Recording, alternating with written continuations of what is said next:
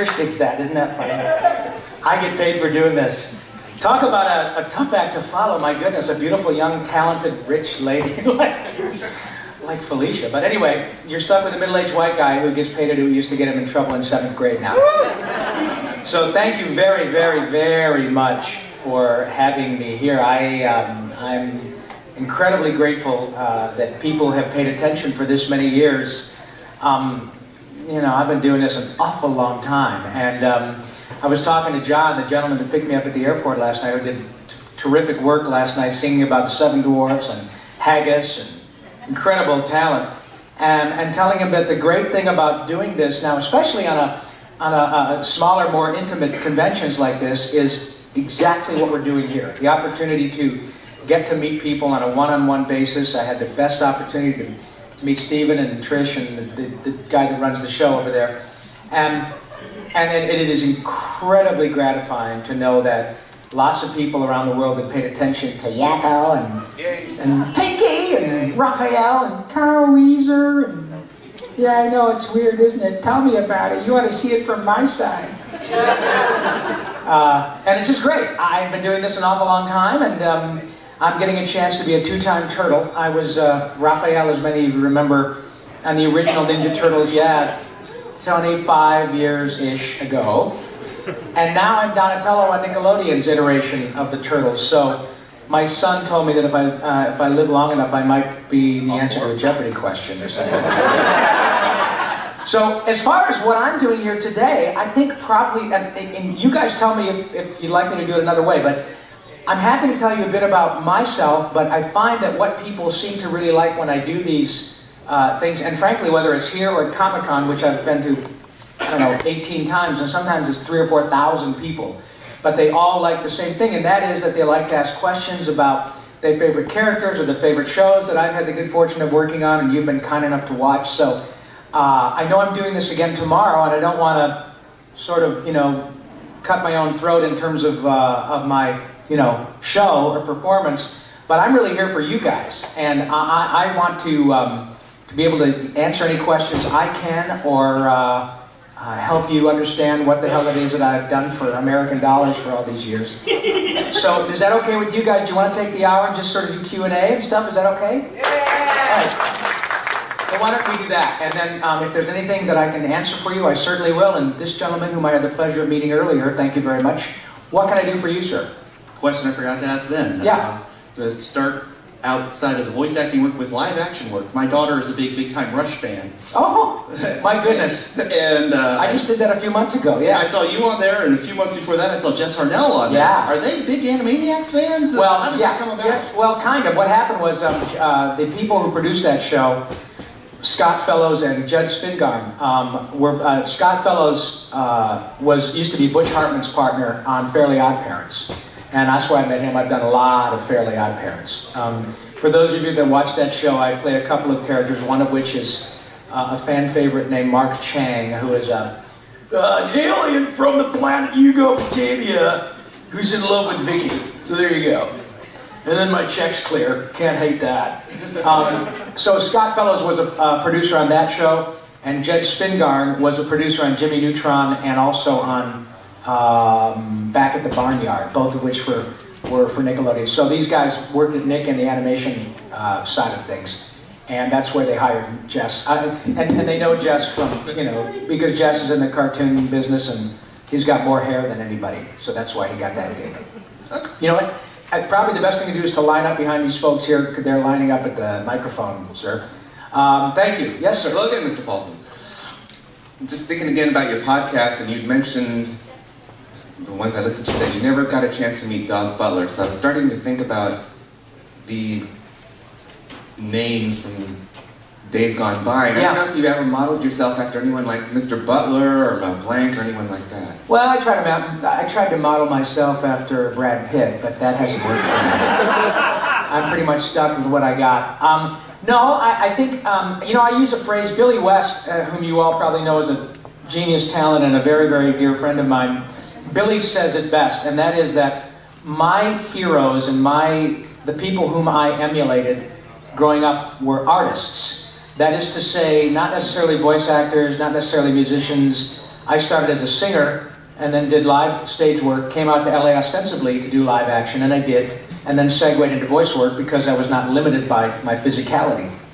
But my heroes and the people whom I tried to pattern myself after in terms of my work choices were artists. That is, you know, whether it was Jack Hawkins or Jack Nicholson or Peter Sellers or composers like Debussy and Mahler and Rachmaninoff and Shostakovich. I just admire people who become the best at what they do, and they all had the ability to make me laugh or cry or make me experience emotions through their talent. Same thing with, you know, artists, painter artists. You know, when I was a kid, I was a huge fan of Mad Magazine and Don Martin and Sergio Aragonés and Jack Davis. All those guys would just make me laugh like crazy, and then I would hear 8 bars of music that would make me weep, and I couldn't understand what it was, and I'd find, oh, that was written by Stravinsky, and I love that. You know, so all these people, actors, actresses, artists, writers. Hunter Thompson, big fan of Hunter Thompson. So his wackiness and irony really played a big important part of the way that I would view humor. And Dawes Butler, and Mel Blanc, and June Foray. I had the pleasure of working with Mel Blanc once or twice. June I know very well. I saw her a couple weeks ago, and she was on my podcast. And so yeah, man, when you get a chance to hang out with Rocky and Natasha, she's 95, you guys. Wow. Yeah, you'll love this. I do this podcast. You're kind enough to mention. It's called Talkin' Tunes, and TALKIN''TOONS, and it's available on iTunes or my website, which is robpaulsenlive.com, or I have an app made by my handsome, talented friend DJ McIntosh, who is right here in the audience. Yeah, absolutely. This handsome, talented gentleman, and his mother's here, that's why I'm saying that. We got together and he asked me, he's clearly a genius, and he said, hey man, have you ever thought about having your own app? So he made me an app, right?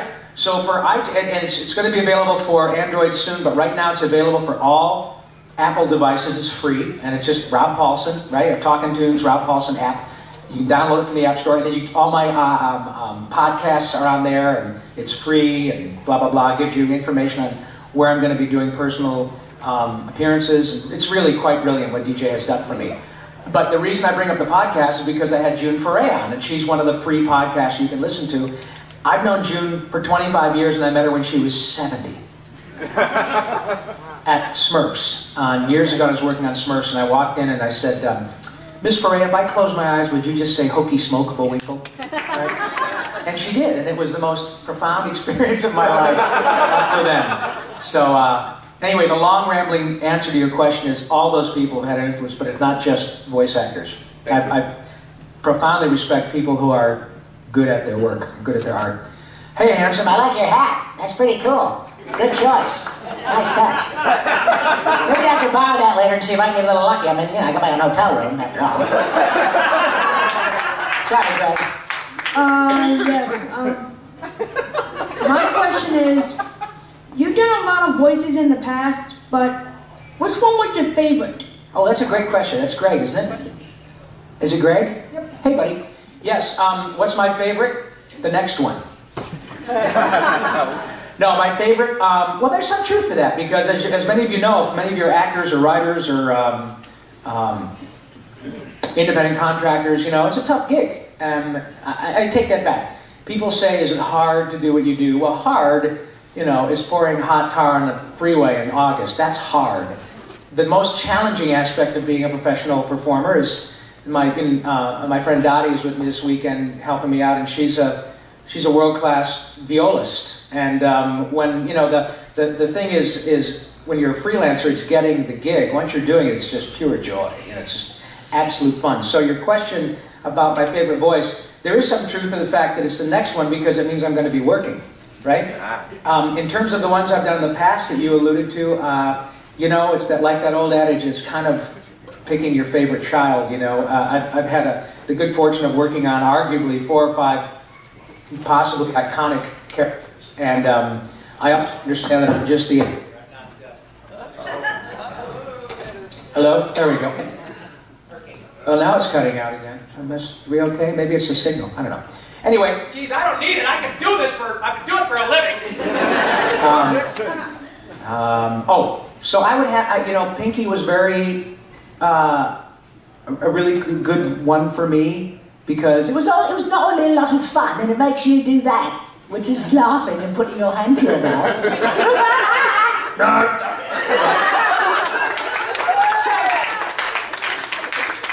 So to that extent, I really love Pinky, and I also won an Emmy for Pinky, which is very cool. So that I would say that the brain is here. Yes. And I get to work with my friend Maurice LaMarche, and he's won his back-to-back Emmys for Futurama. So I think that Yakko and Pinky were very special ones. But God, man, I've done 2 Ninja Turtles. That's pretty cool too. So you're looking at you probably don't know this because you're a little younger, but many of you remember a great movie with Gary Cooper years ago called Pride of the Yankees, in which he plays Lou Gehrig and says, "Many of you people think I've had a tough break. Well, I can tell you right now, I'm the luckiest man on the face of the earth." Well, with all due respect to Lou Gehrig, I think I'm the luckiest man on the face of the earth. So hopefully that answers your questions, Greg, and thank you for asking. Yes, sir? Well, you just talked about some of the iconic characters that we all know. Yeah. Can you talk about how you get from the point where you're applying for a role, and how you develop the character and how you make that mesh with the production itself, how you create the characteristics of the voices? Absolutely. What is your name, sir? Tom. Tom, thank you for asking, Tom. Yeah, that's a great question. When we go to audition, I like the fact that you said apply. That's great. It's like you go and you fill out a form and say, "I'd like to be a voice actor, so if you wouldn't mind here," sure, you got the job, there you go. No, it's like any other acting job, and that is you go and audition, but luckily, in my case, I'm not limited by my visage. I'm limited by my brain, what I can bring to the party. Often, most of the time, the producers show you a 2-dimensional drawing of the character and has, in Pinky's case, he has these large buck teeth, which I, for some reason, thought might be use that to my advantage, and I don't know why I came up with an English accent, but Stephen liked it, and he was, in his infinite wisdom, decided to hire me. Like a great example of what you're talking about for me is Carl Wheezer from Jimmy Neutron, because when the character was presented to me, and he was this sort of, rotund, zaftig, kind of reticent, shy kid with an inhaler, I thought, I knew that I had a character that was sort of years ago I did called PJ from a show called Goof Troop. Oh, yeah. And PJ was like this. He was kind of also a big guy, but a little bit slow. And, "Hey, Max, what's going on?" And I had that.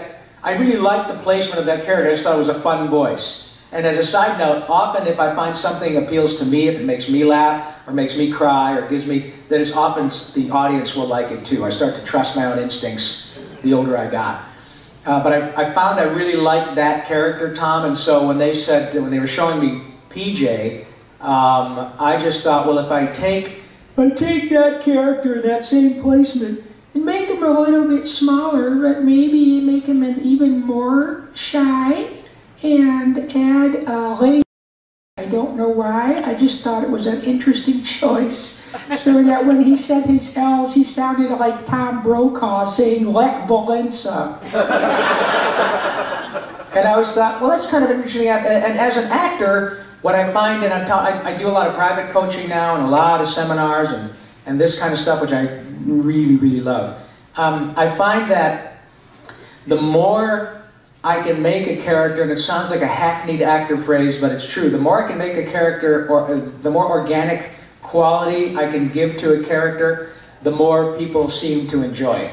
And the great thing about Carl Wheezer is when I knew that if he said any character with an L, he would say llama or lazy or a laser or whatever. That gives him a little more of a handle that makes him organic for humans, because they can relate to that affectation, not a defect, an affectation, right?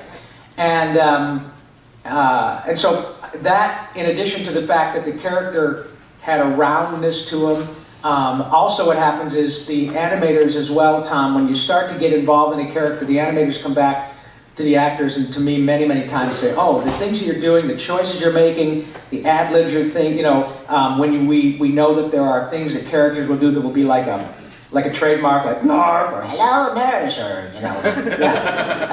they can the animators can anticipate that, and they can start to act with their computers or their pencils to embellish what the voice actor brings to the character. So that to me is the ultimate goal, is to have the voice talent and the computer or artistic talent mesh, because that's when you get things like, Bugs Bunny always says, "Yeah, what's up, Doc?" But the way that Chuck Jones and Bob McKimson, those guys would draw the characters when they really got into the flow of the voice, I think is what makes them iconic and wonderful today. So it is an ongoing process. The initial thing, we try to come up with as much of that as possible, because of course that's what gets us the job.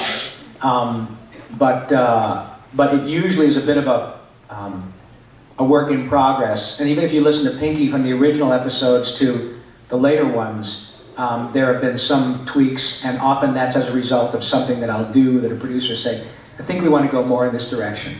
Yeah. Thank you, Tom. Yes, sir. Hi. Hi there. Nice to see you again. Nice to see you as well. I have 2 questions that I hope are quick, because I don't want to, make these people. Oh, that's too okay. much. We're good. We got 40 minutes. We're good. All right, fantastic. Well, first one is, does it ever get any less awkward to hear your own voice coming out of the screen, out of a character? Well, it never was. It's not awkward. It's off-putting a little bit when you first do it. And you guys have all probably had an experience where you record something and you hear your voice played back to you, and because you're used to hearing it inside your head, and when it's coming at you this way, it's freaky, and the first reaction is, oh my God, do I sound like that? And the answer is yes, you do. But now I've heard myself thousands of times, both in playbacks at work and of course watching it on TV. But I'll bet I've done over 2,000 half hours of animation, let alone the videos and video games, and probably another 1,500 commercials. And I've probably heard 10% of what I've done because luckily I'm working and it's like a regular job, and then I come home and when I do, the dog's pooped or my kid didn't do his homework or it's my turn to be the grown-up, So I don't come home and watch cartoons, but now it's interesting, and it's more of a critique thing where I'll listen to it and go, that was pretty good, or I could do that better, or if I could do this again, because I'm a much better actor now at 56 than I was at 36. And hopefully I'm not as good as I will be at 66. Paul Newman said something very interesting, that he really didn't feel like he got it as an actor until he was about 70. And that's from a guy who's, it's Paul Newman. So I am one of those people that, like a concert violist or a singer or a writer, my job, I think, is to continue to get better. Not necessarily because of the audience. I love the audience and I love doing this, but I became an actor for myself, for selfish reasons. It's because I can't not do it. It's like I get this crazy Jones from performing, and yeah, I like the feedback, and that's why I'm doing more personal things now, but certainly at the beginning, it was because it made me feel good. And then when you understand that it makes an audience respond, then it just pours gas on the fire, and you can't not do it. No, as far as hearing it, it's never been awkward. It was a little bit off-putting at first, but then it became a challenge to try to get to a place where I could do things that convinced me that it wasn't me, So when I hear something that I go, wow, that was pretty good, it didn't sound like me at all. Right. Then that's fun. But it's an interesting question. Thank you. Oh, no problem. And you got a great set of pipes, man. Thank you. Keep doing your voice work because your voice just cuts right through. Thank you. That's Thank great. you. The other question I have, I know that you do a lot of voices, and maybe you've used all of your favorites so far, but if you have a favorite voice that hasn't found a role yet, I would love to hear it. Well, I did a character years ago for a show called Tasmania, in which I played this really stupid character with John Aston, who is now teaching acting at Johns Hopkins University. He and I were 2 alligators, and I put this voice in the back of my throat like this. I've just recently begun using the same placement on a show called Tough Puppy for Nickelodeon, and I find this is a very interesting voice. I don't know why, it's sort of a cross between Alfred Hitchcock and some drunken fool, you know. Then I've been working on this voice with a guy who doesn't have an indoor voice. He just for whatever reason talks like this. Could you please whisper? I am whispering, and I want to try to find a place to use this voice that is probably really inappropriate. Maybe a librarian. Something, I don't know. But I'm always working on new stuff, and I'll probably steal something from somebody I meet here, because, you know, it's like you were all like sponges, and God, that was a really cool voice. Where did that come from, you know? But I will be, I'll be sure to let people know on my podcast and Twitter. My Twitter handle, by the way, is @YakkoPinky, okay? YAKKOPINKY. So I'll let you know if I come up with something you haven't heard yet. Fantastic, thank you. Thanks, buddy. Hello. Hello, Mr. Paulsen. I'm laughing because I actually knew a librarian with that voice. Oh, you did? I bet they didn't work very much. Well, between them and all the other accents that were surrounding it, it was... It's great stuff. Great stuff. I am truly impressed. You are my platinum standard for voice acting, because thank you. I do not know anyone who could do the salute to cheeses, to sing and remain in the character while singing. I would like to know, in terms of technique, what kind of technique you had to bring to that to preserve your voice as you were going through that, and how many takes it took to get that down. And what is your name, my dear? Marianne. Marianne, thank you. Please call me Rob. Okay, Rob. Mr. Paulsen is my father. He's unfortunately passed away, but I still am trying to hang on to Rob. I saw you. Thank you. No, Marianne, the cheese song was, as you probably know, was to the tune of the Washington Post March by John Philip Sousa. So to that extent, it wasn't a hard song to learn, because I'd heard those songs my whole life. Or no, it was not. It was Semper Fidelis, not Washington. It was a da-da-ba-da-ba-ba-da-ba-da-ba-da-ba-da-ba-da. Yeah, that's Semper Fidelis. Okay. And the fellow that wrote the lyrics in that case, Randy Rogel, wrote most of the big hits for Animaniacs, but that one was written by Paul Rugg, who was one of the writers/producers on Animaniacs, and also played this recurring character on Animaniacs, who was the director, Mr. Director. Hold the puppy children with the fine leaving. That was, yeah, that was, you bet, that was Paul Rugg, and he and John McCann wrote those lyrics, who are the brilliant people I know in LA, and still dear friends of mine. And so he just put in a couple, I'll sing you a couple of bars. It was, "Oh, all the cheeses deliciously made for you and me." I'm a little bit worn out. Let me go down an octave so I can sing it for you, because I've been talking all day. "Oh, well, the cheeses deliciously made for you and me, flavors like provolone and brie, each which its own ethnicity, so many cheeses are available all around the world for you to eat, especially good with crackers and meat, a nice yummy treat, thousands of cheeses. The texture of some can be real gooey, others are quite firm and chewy, some are better when mildewy, bountiful cheeses. When you take a big whiff, a few will make you want to spew, especially strong as the cheese on the new Aristocaro. It's incredible just how many kinds there are, from countries near and far. It's really quite bizarre. Now from the mouths of cheeses, big and small, we proudly present to you the cheese roll call. Right? That was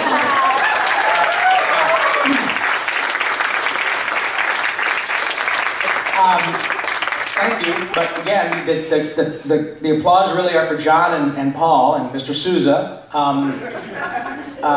And in terms of the technique, it was just, it happened to be, I've been a singer longer than anything, which is one of the reasons I got the job on Animaniacs, and that I could sing in Pinky's voice. When I do it, and I have done it live, I did it live with the Kentucky Symphony Orchestra a couple of years ago, with this big screen, the cartoon was on the back, and 45 pieces, and cheese from around the world, you know. Sing with me, cheeses! And so there's all this walking cheese singing with a loudmouth. It's like if you were inclined to take some mind-altering substance. Not that I am. but it would have been probably really appropriate. So in terms of the technique, it was just being able to sing in Pinky's voice. And any time that you sing in a character's voice, the idea, the trick is, not the trick, the challenge is to maintain the character of the voice while you're singing it. So that I didn't get out of my Pinky sound and start going into Rob, you know, because I want to maintain that. And I think it worked. I think the whole piece worked. And Pinky, as I recall, is a drum major with a giant toothpick with a thing on the end of it. So thank you very much for asking about the cheese roll call. I appreciate that, Marianne. And thank you for singing it for us. Oh, no, not a nerve to you. Hi. Hi. I got 2 questions. One's really brief, so I'll just knock it out right now. Okay. Is there any chance you could ever get Townsend and Coleman on your podcast? Well, I had him on with the other Turtles. Right. Yeah, and I probably will get him on again. Yes, there is a chance. One of the things that I found about the podcast is that it took off and became much more successful than I'd ever imagined, because I just did it as a labor of love, thinking, wow, there are a lot of people that might like to hear from Billy West and DiMaggio and Maurice and, you know, Tara Strong and April Winchell, all of whom are good friends of mine, including Townsend. And so we did an original Turtles thing with Townsend and Barry and Cam and me and Renee Jacobs, who's April O'Neil, and Susan Blue, who's our director. But yeah, I want to have Townsend on because we did the Tick together. Right. Yeah. That just clicked for me about a week ago. Yeah. And then I looked him up, and it dawned, because no offense to you, but when I was a little kid, Michelangelo is my favorite turtle. Oh, I'm so offended.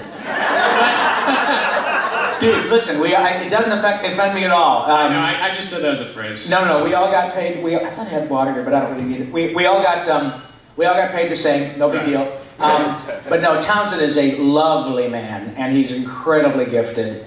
And I thought, and as good as he was as Michelangelo, I thought he was better as the Tick. He totally got Ben Edlund's kind of snarky, you know, self-aggrandizing vibe that I thought was really, really good. And all I had to do was say, not in the face, not in the face. Right, because I've seen sometimes when you get people that you've worked with on other shows, you spend like the first 5 minutes just ad-libbing. Yeah. It'd be so awesome for me if the Tick and Arthur could just like ad-lib for like 5 minutes. Well, we can do it. I'm telling you, man. You get in a room with me or Townsend or Billy or Maurice or John DiMaggio or Tress MacNeille or Cat Susi, I mean, E.G. Daly, we just all go off, and it's great. That's why I started doing the podcast, because I used to go to recording sessions every day, and I say, well, yeah, I know that people are watching what the product is, but this is the show. This is what people would love to see, because you've got all these incredible talents just going off, and often it's not for public consumption because it gets a little bit dicey, you know, especially because people love to hear their favorite cartoon characters swear, and we're no different. And so that gets a little bit wacky. But yeah, I'm definitely going to get Townsend on, and I've already done 78 of them. And I'm getting to the place now where I think I'm going to start streaming them live on Ustream TV so that we can do virtually like a talk show type of thing, so that I can have Billy and Maurice on at the same time, or Tara and Tress on at the same time, and we can all talk about it. And I think people really enjoy that. Okay. And second question.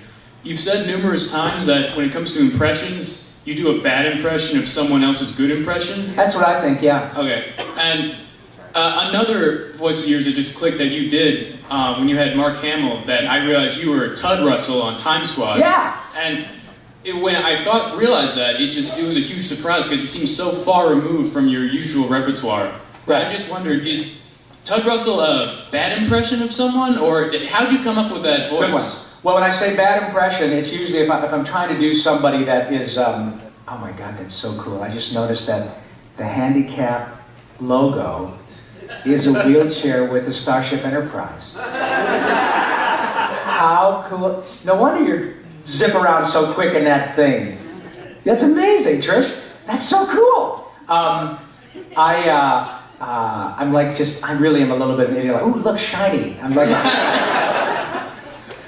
So when I say a bad impression, it's like I do this character on Ben 10, who is Magister Patelladay, and when they asked me to do it, they said, you do Don Knotts. I said, well, I kind of do a bad impression of Jeff Bennett's perfect impression of Don Knotts.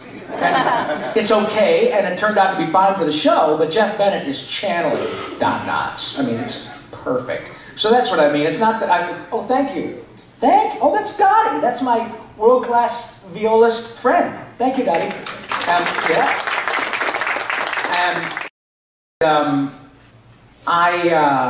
So when I say that, it's that I know that there are so many world-class, I mean, guys that make money doing impressions. Brad Garrett, Maurice, Welker, you know, all these guys are really great impressions. Corey Burton, really, really, really great at it. And they get paid for it. I'm not that. I'm an actor and I'm good at my job, but I can come up with the essences and characters and the voices to make them work for a different character.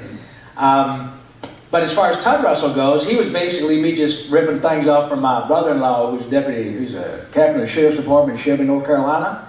Oh, I'm from North Carolina. Oh, are you whereabouts, man? Wilmington. Wilmington, shoot, man, I know exactly where that is. My brother-in-law still lives in Shelby, and my wife's from Shelby. And when I steal things from him, I mean, that's exactly how that boy talks, you know? I think you know what I'm saying. Yeah. Yeah, man, he's just as thick, you can cut it with a knife, man. I tell you what, it's the damn truth. That fella, he just talks about them boys out yonder and this and that and other thing, and man, I'm gonna beat you like a rented mule, and don't you think I can't do it neither, and that kind of stuff. So I took that from him, and I put that in Buck Tug Russell. But I put it down here like this, and I knew that I couldn't do it for a long time, because if I start yelling, it'll just tear me up something fierce. Right? So what they did, Dave Wasson, the producer, this is a great example for many actors, if you've got some folks here, is that because there are so many cool technical things they could do, they could take me doing, Officer Tug Russell like this, and wait a minute, your name is Eli Whitney. Cotton gin? Hell, I drink gin, but I don't put no cotton in it or nothing. But they can take it and turn it down so that it sounds real ballsy, and you say, it can't be Rob Paulsen. And I listen to it and go, that's really cool. And so I'm not the only one that, they can tweak the voice on, and that's nice to know, because then it doesn't limit. Actors, when we do what we do, we don't want to be limited by this, right? The whole idea is being fearless, as Billy West says. You don't want to be limited by your physicality. So when you're able to get by that, and you know that it's all about the performance and the character choices, like any other acting job, and that technically, if they say, wow, your character choices are really cool, and you're very interesting, we love what you're doing ad-lib-wise, we love what you're doing with the script, you don't sound as big as we'd like, screw it, we can fix that. And it's a nice place to be, because I'm never going to be 6'8" and 285. So, but thank you, that was a really good show. I really loved that show, and it was Mark Hamill and myself and Pammy Adlon, who's also been on the podcast, and she's a pistol, man. She's just great. Thank you. All right, thanks, sir. My pleasure. Hi. Hi. I have to say that when I heard you were coming, it's like, okay, I have to book it now. Piggy will be here. Jack will be here. Yes, yes, yes. And please don't tell me this is the greatest moment of your life. It's up there. Well, okay. In the top 100, maybe? Yeah. Okay, but if this is the top part of your life, sweetheart, you gotta aim a lot higher. It's pretty damn cool, though. Okay, well, thank you. Listen, it's not as cool as it is for me. I'm really enjoying being here. Okay, one of my favorite shows of yours was Biker Mice from Mars. Oh yeah. And, yeah, Throttle. There were 2 other series made of it after the 90s. We didn't see it here in America. Where are they? Well, what is your name, ma'am? Liz. Liz, thank you, Liz. Well, we did 2 iterations of the show, and the main cast was in both of them. It was myself, Dorian Harwood, Ian Ziering, and Brad Garrett was in the first batch. I think Jess Harnell played his part in the second batch, because he was off doing Raymond. And I do believe that the 2 iterations aired on Fox or in syndication. Yeah. And then there was, IMDb has something about Biker Mice from Mars 2013. I haven't heard anything about it. I don't know anything about it. I talked to Ian Ziering a couple months ago, and he hadn't heard anything about it. So maybe they're doing it. Sometimes, I don't own the property, so they can maybe do it in England or Canada or wherever. But it's interesting, out of all the shows I've done, that was the one my wife liked the best, because she dug this kind of Clint Eastwood vibe. Yeah. But trust me, it doesn't work saying, I'm sorry, I forgot Valentine's Day. Doesn't work. What's that? Flowers in the lobby. Yes, exactly. Flowers in the lobby. Come to the lobby. But no, that was a really fun show, because I got to do something that I don't ordinarily do, because so many of the characters are you know, like Yakko or Pinky or, you know, Dr. Scratch and Sniff, and a little more, more in my sort of wheelhouse, you know. Mighty Max was pretty much my voice. Raphael, not too dissimilar. So when I get hired for something like Buck Tudrow, like yes, or you know, let's rock and ride, you know, that kind of thing was pretty cool. I dig that, and it helps to, you know, when the people call from bill collectors. Hi, Mr. Paulsen, please. Who the hell wants to know? He's not here, he's out beating bill collectors up. But thank you for, and you know, honest to God, sweetie, if it comes back or if there's another iteration of the show, you will probably know it as soon as I do. Okay. Because I don't have any control over any of that, but I wish I did, because so many people ask, when is this going to happen, when is that going to happen? I had people for 2 years asking me, when is the last volume of Animaniacs going to come out? And I had no idea, now it's out. And so it just came out, I think, 2 weeks ago. But thank you for asking, Liz. Thank you for answering. My pleasure. Hi. Hi, I'm Michael. Hi, Mike. Well, I have two quick questions to ask you. Okay. The first one is, I noticed the other day on Facebook, I saw this photo of the original Ninja Turtles cast, and what I noticed was it had a few kids in the recording studio. Yeah. Now, how did those kids get involved into that studio, and their reaction, and any other scenarios involving kids and their reactions? To Turtles? Yeah, or anything else if they got invited to something else. Well, and I have a second question. Okay, great. Well, you stay right there. I promise not to miss the second one. The first question, honestly, I don't remember who the children were. They probably won a contest. We had a lot of that. We did a lot of Make-A-Wish stuff. I have been involved with children's charities for years because I just love the opportunity to do it, and it doesn't last forever. So when I'm doing something that children and or their parents are interested in, I love to be involved. It's also selfish. I get way more out of it than the kids do. So in that case, that's probably what happened, as I recall. Mind you, that was anywhere between 20 and 25 years ago. So there's a lot of water under that bridge. But the reaction to kids, and even nowadays, grown-up kids, which is, as I spoke about at the beginning of my little chat fest here, is that the most wonderful thing is, a great example is when, you know, Trish and her family came over and I started doing this, they do that.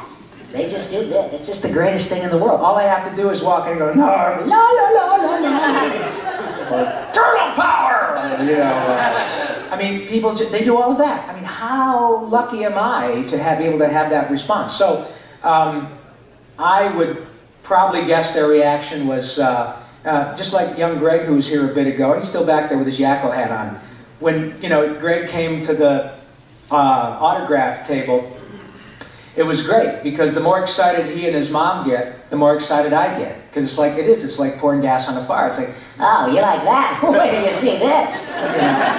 And so yeah, the reaction is always wonderful. Although it is interesting, Jess Hardell tells a story, and I'll try to encapsulate it very quickly. He tells a story about, he was in Florida, and some kid was wearing a turtle shirt years. Oh, no, it was an Animaniac shirt. He was there, and he said, hey, you know, I'm Wacko. And the kid's having an ice cream cone and says, yeah, well, I do Wacko too. And he says, no, I really do. And so, you know, Jess does it for him, and the kid says, I can do it better than that.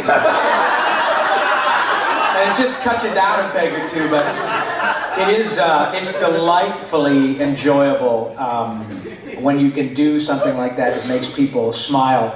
What works really well is calling people up on the phone too. There's a young fella in here out doing one of the folks doing a video of things going on at the con, and his sister apparently is a huge Animaniacs fan, so we called her on the phone, and the girl couldn't get a breath. It was great. I just love being in that position, so it's pretty exciting. What's your next question? Well, it involves the stuff that you may have auditioned for, but you did not get. You kind of got turned down. Right. What's some of the notable roles, if any, that you kind of auditioned? It could also include commercials. That I didn't get? Yeah. Thank you for bringing that up. I'll tell you, the main one is I auditioned. I had 3 callbacks for Fry on Futurama. But they made the right choice. Billy, my God. Billy West? Are you kidding me? He's great. He does Fry, he does Zoidberg, he does... Zach Brannigan? Yeah, Zach Brannigan, you know, and then Maurice is on the show, and Maurice does Cliff Croker and Morbo, and oh my God, come on. So they made totally the right choice. I auditioned for that. Let's see, I've auditioned for, you know, it's hard to remember because if I've done a couple thousand jobs, or, well, if I've done TV commercials, work, I've done, I don't know, getting close to 4,000 different jobs over the last 25 years or so in LA. That means I've auditioned for probably 8,000. So I don't remember everything. When you come really close on something, it's a drag, but then you try to forget about it because then you're constantly reminded when you see it on TV all the time. So I don't remember specifically, but the biggest one that I almost got was Fry, and I wish I'd have gotten it because it's certainly been around for a long time. It turned out to be a really wonderful show. But hopefully there are a couple others because I'm not done yet. I got to keep working. Thank you very much for your question, Mike. Yes, ma'am. Hi. Hi. I gotta say, I grew up watching your shows. Love Pinky and the Brain. Thank you. Turtles. Thank and, you. You know, all of them. Anyway, I gotta say that I love them so much that I actually have Yakko's World song on my iPod. You do? I do. And I was wondering how hard it was to get all those countries out and how long you had to practice for that. I know it's similar to the last question, but just all the countries. Well, United States, Canada, Mexico, Panama, Haiti, Jamaica, Peru, Republic Dominican, Cuba, Caribbean, Grenada, Salvador, Puerto Rico, Colombia, Venezuela, Honduras, Guyana, and still Guatemala, Bolivia, then Argentina, and Ecuador, Chile, Brazil, Costa Rica, Belize, Nicaragua, Bermuda, Bahamas, Tobago, San Juan, Paraguay, Uruguay, Suriname, and French Guiana, Barbados, and Guam, Norway, and Sweden, and Iceland, and Finland, and Germany, now one piece, Switzerland, Austria, Czechoslovakia, Italy, Turkey, and Greece, Poland, Romania, Scotland, Albania, Ireland, Russia, Oman, Bulgaria, Saudi Arabia, Hungary, Cyprus, Iraq, and Iran. There's Syria, Lebanon, Israel, Jordan, both Yemen, Kuwait, and Bahrain. The Netherlands, Luxembourg, Belgium, and Portugal, France, and Denmark, and Spain. India, Pakistan, Burma, Afghanistan, Thailand, Nepal, and Bhutan. Cambodia, Malaysia, then Bangladesh, Asia, and China, Korea, Japan. Mongolia, Laos, and Tibet, Indonesia, the Philippine Islands, Taiwan. Sri Lanka, New Guinea, Sumatra, New Zealand, then Borneo and Vietnam, Tunisia, Morocco, Uganda, Angola, Zimbabwe, Djibouti, Botswana, Mozambique, Zambia, Swaziland, Gambia, Guinea, Algeria, Ghana. But wait, there's more. Burundi, Lesotho, and Malawi, Togo, the Spanish Sahara is gone. Nigeria, Chad, and Liberia, Egypt, Benin, Gabon, Tanzania, Somalia, Kenya, and Mali, Sierra Leone, and Algeria. Dahomey, Namibia, Senegal, Libya, Cameroon, Congo, Zaire, Ethiopia, Guinea-Bissau, Madagascar, Rwanda, Mayo, and Cayman, Hong Kong, Abu Dhabi, Qatar, Yugoslavia, Korea, Mauritania, then Pennsylvania, Monaco, Liechtenstein, Malta, and Palestine, Fiji, Australia, Sudan.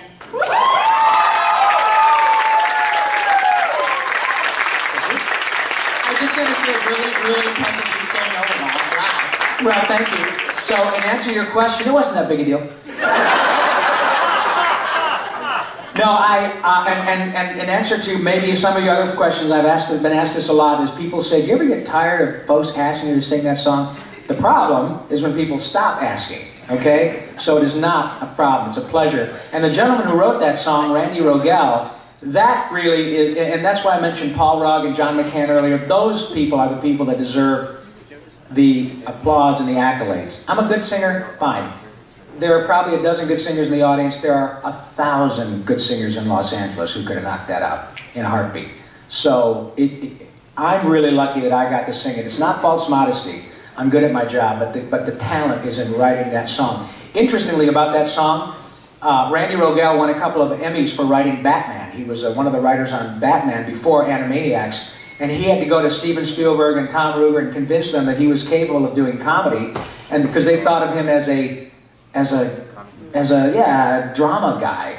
His audition piece was that song.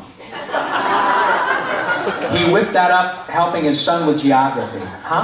And he said, well, you know what, listen to this. You like this? And they freaked out, and of course the rest is history.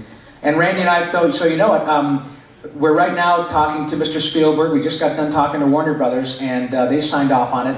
So Randy and I are going to take the music of Animaniacs around the country and do some live stuff. So, it'll be really fun. I think, thank you. you.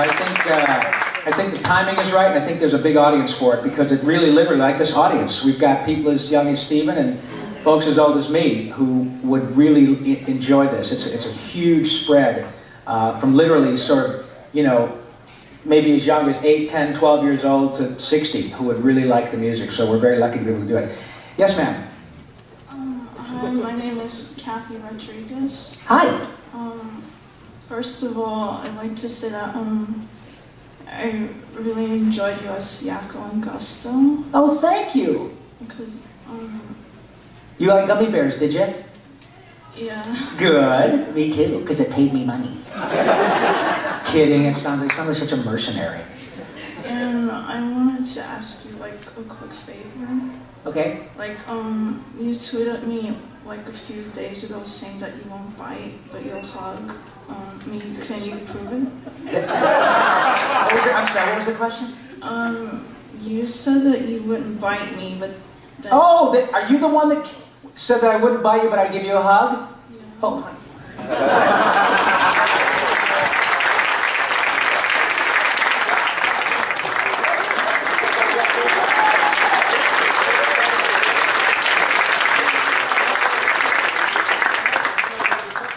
That's why I love my gig.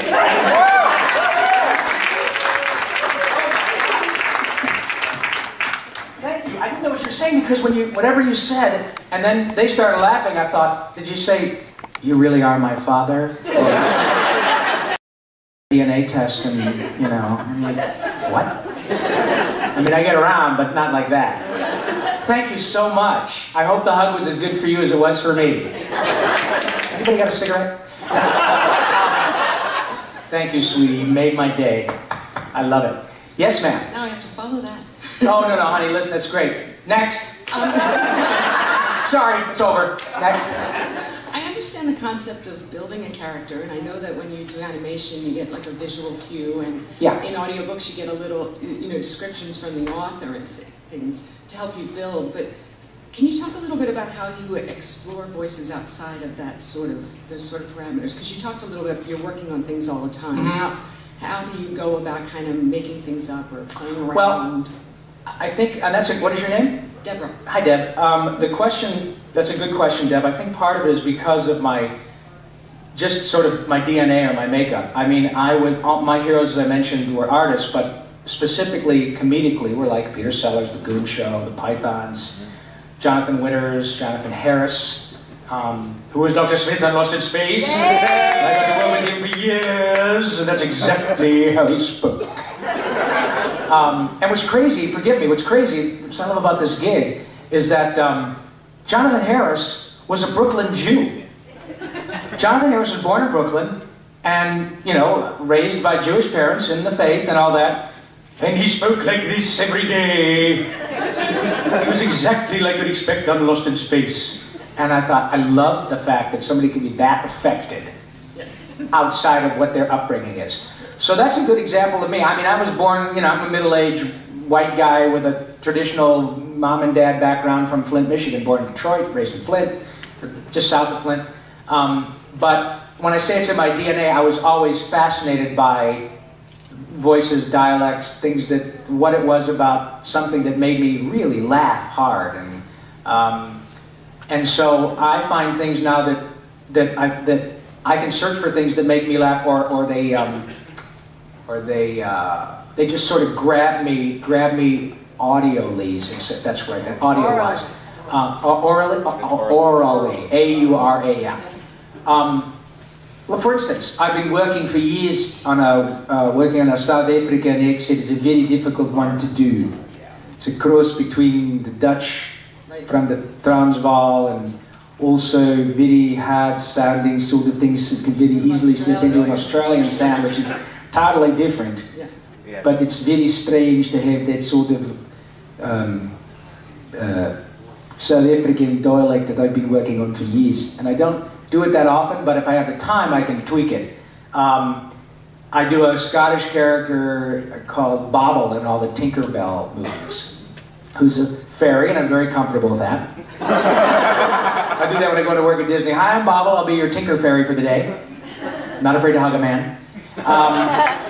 And but in terms of where I come up with that stuff, it's just being a sponge, it's just being open. I remember when I was a kid, I used to watch Green Acres. You know, Zsa Gabor is doing her thing, and the one that really got me was Pat Buttram, because his real speaking voice was like this. That's how he spoke in real life. So I met him years ago at the LA studios, and I've been ripping his voice off for years. And I saw him, he's probably 85 at the time. And he was sitting in the studio, and I said, Mr. Buttram, I'm such a fan. It's a pleasure to meet you. And I got to tell you, man, I've stolen your voice on more than one. He said, that's all right, son. I ain't using it much no more. And so I had to, because now Pat Buttram was a vaudevillian. He used to work with Gene Autry. And you guys maybe don't remember him, but you know, that's how he talked in real life. So that was something I could, and because of that affectation, it's, you know, it's doing getting the southern thing ain't no big deal, and then throwing that little crack in there is just so interesting. And that, of course, is part of what made him well known, was the way he talked. And I asked him, I said, God, you know, it's just a pleasure to meet you. How are you doing? And forgive me, but I got to tell you this, without missing a beat, he says, man, I'm great. I just met me a $5 hooker who validates. Isn't that great? Hey, that was right nice, honey. Would you punch my ticket so I can get the truck out of the garage? So yeah, the truth is that because I'm not encumbered by being a grown-up, I mean, I pay my taxes, I'm a grown-up and all that, but because I'm not encumbered by, I'm worried about how people think of me or whatever. I mean, I don't go walking around in, you know, this grocery store making goofy noises, but I hear them and I try them, I do them in my car. I'm always looking and searching for new stuff, and that really is what it's about, I think, is just being aware of your surroundings and hearing stuff and going, ooh, that's interesting, where did that come from? And it's just something that I like to do. And as far as developing the characters, once I find something, as I say, that makes me happy or sad or whatever, I just sort of go deeper into that. And I think that's what all actors do, you know. So what I would say is just, you know, swing for the fences and try everything. When you're doing voice work, the whole idea is not to be encumbered by what you think is embarrassing. Oh my God, am I done? Oh, I got a big red sign that said stop. So I guess do I have time for one more question? Yeah. Okay. Let me do one more question. I'm sorry. At least we'll have gotten to Greg anyway. But no, that's all right. Greg already asked one. You haven't asked a question yet, sir. Oh, okay. Sorry, Greg. You can talk to me outside. I'll ask you another question. Okay. Yes, real quick, because by the way, didn't you do the guitar? Were you playing last night? Weren't you? Yeah, I did. Did you do the one about the Harry Potter? Yeah, it was great, man. Yeah. Nice work. Thank you. That's kind of one of my first things that I wanted to mention real quick. You followed me on Twitter before I followed you. I don't know how you followed me, but yeah, I was like, holy crap, Rob Paulsen is following me on Twitter. I know, and I'm such a big star. Obviously, the fact that Rob Paulsen follows you on Twitter and $3 will get you a latte, my friend. That's exactly true, but still, best latte I've ever had in my life, because it has that story prefacing it. You have always been a voice work hero of mine. I want to do voice work, but I kind of have a little bit of a list, and it's kind of a limiting thing for me, at least mentally. Mm-hmm. But my actual question is, you're one of the only people to be on both casts of Teenage Mutant Ninja Turtles. How about that? Playing two different characters. And what's it like to be, you know, from the original crew and on the new crew and playing a different character than the one you played originally? Do you find yourself, like, you know, not really giving tips per se, but like suggestions on characterization for Raphael now that you're playing Donatello? Listen, the people that Sean Astin is now Raphael, and he's just fine. He doesn't need me to tell him what to do. And by the way, they are very deferential. Both he and Greg Sipes and Jason have all been really wonderful to me. But to get another shot at this franchise, no pun intended, an evergreen franchise like Turtles, is astonishing. I never thought that I would catch lightning in a bottle twice. And to be a two-time turtle is astonishing. What's really fun now about the new show is that the people who are producing it are folks who grew up as fans of the original. So they get the ethos, the mythology, and the biggest compliment I get is when people like your age or a little older say, dude, I didn't want to like this show, and I freaking love it. Absolutely. It's a really good effort. But I am very, very fortunate, and for many reasons, not the least of which is being able to be here with you people. And I really, really thank you so much for having me. You make me feel very important. Have a great time, and I'll see you around. Cowabunga!